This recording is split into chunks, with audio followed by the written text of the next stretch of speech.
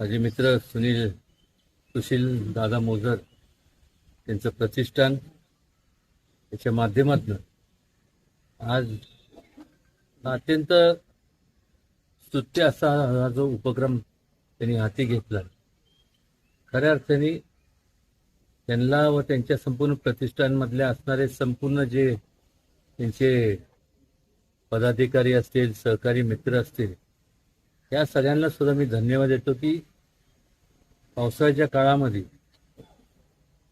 ज्यावेळेस अनेक ते दुर्लक्षित लोक असतात, त्यांच्याकडं त्यांना भिजावं लागतं, पैसे अभावी त्यांना छत्र्या सुद्धा म्हणजे पोटाची खळगी भरता भरता तिथंच त्यांना विचार करावा लागतो.